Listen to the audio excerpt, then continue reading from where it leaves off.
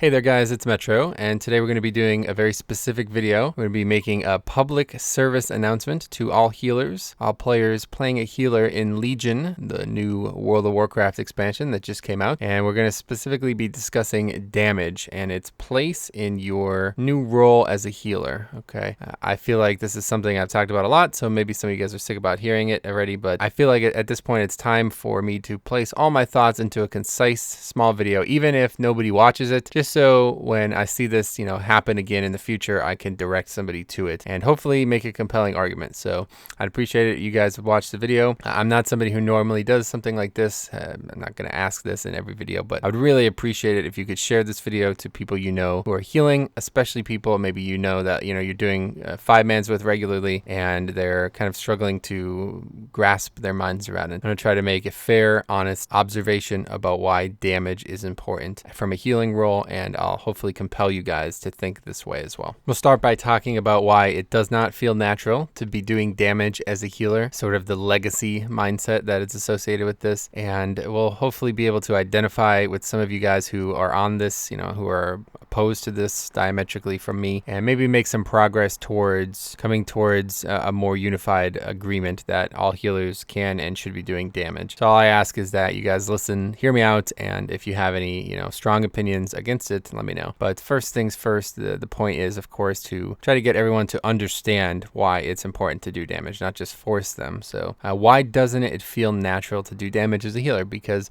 in the past, there was two main differences. The first thing, of course, was that tank healing was exceptionally important. Back in, say, BC, Wrath, even Classic, I guess, to some degree, tanks had no mitigation, all right? They had no, real reliable mitigation. Tanks, basically, their whole role was threat. That's all they did was get threat. They mitigated damage passively because of stats, and there was a lot more tanking stats in the game. Now the tanking model is a lot more active, so the healer doesn't have to work as hard.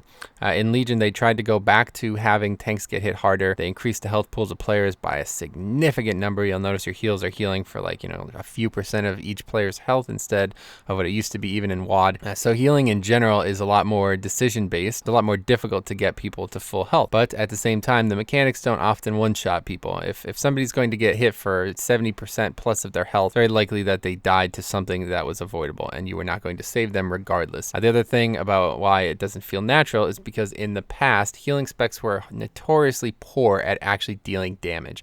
If you tried to level as, say, Holy back in Classic or TBC or something like that, it would be abysmal. All the damage talents were in the other trees. Even the few that were in the Holy trees were basically useless.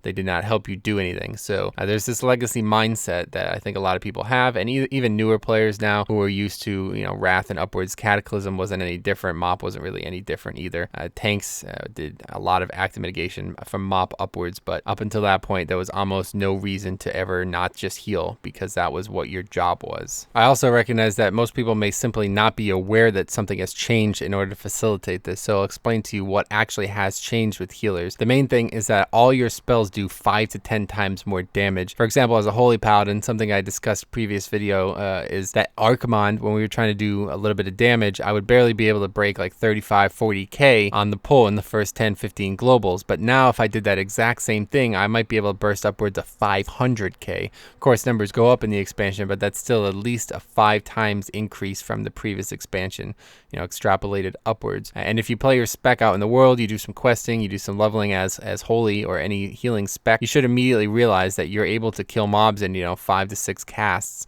just like any damage dealer. In fact, now the game is simply balanced so that you are within a few percent, it's probably 10-15% away, but you can do about 85% of the damage of an actual damage dealing spec. So when you have that potential, it's not just me, it's not just other humans compelling you to do this. It's actually Blizzard saying, here you go, you now have the potential to do a lot of damage. And anybody who doesn't understand that or says, I'm not going to do damage, you're actually just denying what Blizzard has given you, and it's kind of awkward, right? In fact, it's really not that different from what they've been pushing for all classes over the course of the last few expansions, giving classes tosses things like defensive CDs as a mage, you know, like somebody who's supposed to be squishy, but giving you the option to play outside of your character's normal confines in order to accentuate your skill a little bit. So if you can think about it like that, I think it becomes a lot more obvious and natural as to why healers doing DPS is just now part of the game and fully supported by Blizzard and just needs to be recognized by the community. So now that that's been established, you may be thinking, well, that's great and all, they gave us the secondary focus, but our primary focus is healing. So it's important as a healer to heal as much as possible.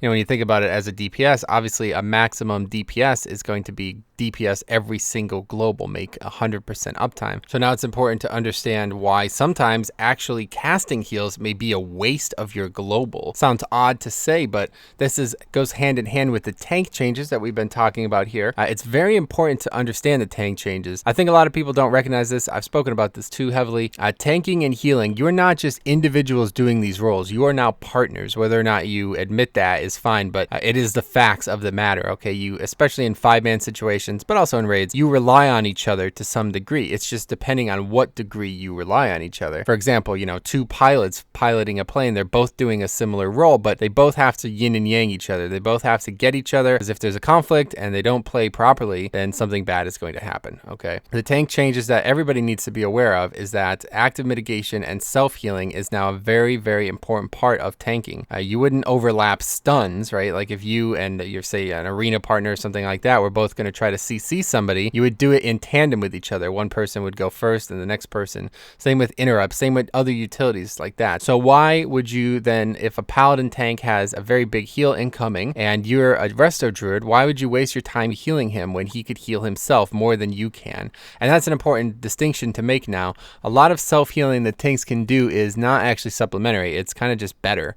And I don't think healers fully realize that. They assume that the tank has nothing that they can do to keep themselves alive, but it's actually quite the opposite. So there's many situations where you healing the tank is just making it so the tank has no use for their abilities. And that's just not playing maximally. You know, you're not playing the game to the purest form. So now that you understand that there's situations and times out there where actually healing and healing the tank especially is just a waste of both of your time, you then now need to understand why it's important that instead doing damage at that global would be a lot more effective. I think a lot of people don't really understand that either, and this goes of course hand in hand with how much damage you're able to put out. If you properly dedicate towards doing damage, you could lower the length of the fight extremely, just an exponential amount. It's unreal. And as a holy paladin myself, I've been toying with this, and I can burst higher than most damage dealers if I do it right. So think about that. Think about adding an extra damage dealer to 5-mans. And this isn't new, guys. People were doing this in WoD and even in MoP. They were bringing no healer or just a healer who basically does damage the whole time, like a discipline priest in MoP. To challenge modes, to the hardest content in the game, and they would rely on every player to simply heal themselves with other types of abilities like ancestral guidance or self-healing as tanks, and the extra damage would simply make the fights 20 to 30% shorter, and they would never actually experience a lot of mechanics. So that's the big thing that you need to understand, especially in 5-mans, but also in raid bosses too. You can skip mechanics by having good damage. This is a big difference from the game back in, say, 10 years ago.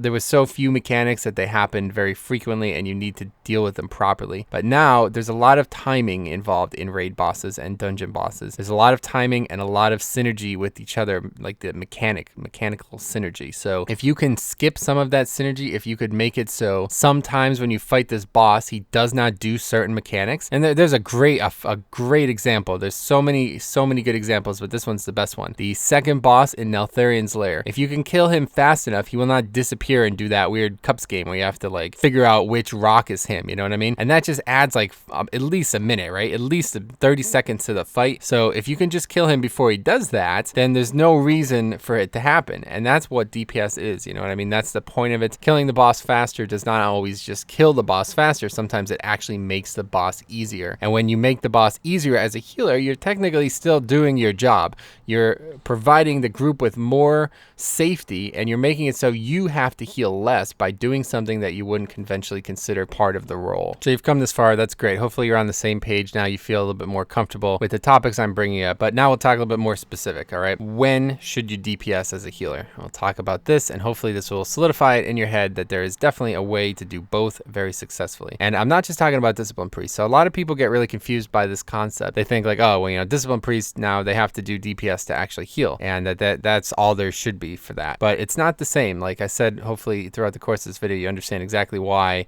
there is a spot that it's healing is just not needed as a healer, and you're wasting both your time and the tank's time. You're making his job way too boring, and you're making your job like non-existent. You might as well not be in there. So the main number 1% time where you should definitely be damaging as a healer on every single situation is right at the start of any type of encounter, even trash, because tanks are obviously going to have all their CDs up, provided, especially if you're doing a boss. They're going to have everything up. They're going to know exactly when they need to use it. And all that requires is some little bit of communication. If for some reason the tank does not have things up, if he needs healing, just talk, just communicate, just say, I'm going to do some DPS, I'm going to burst, etc. And that's that. In the first 5 to 10 globals, a healer is able to do, especially if you use some CDs. So basically what I do is I pop wings on the pull and then do my full DPS rotation, usually twice. And at that point, wings is about 50% left. And if people need healing, I still use wings for healing. Now, I'm not always 100% behind using a DPS CD, like a CD that increases your healing and DPS on the pull, especially in harder content, because you're probably going to need that. But regardless, if you can make maximization there, it's a very, it goes a long way, basically. And on the pull, if everybody does something like this,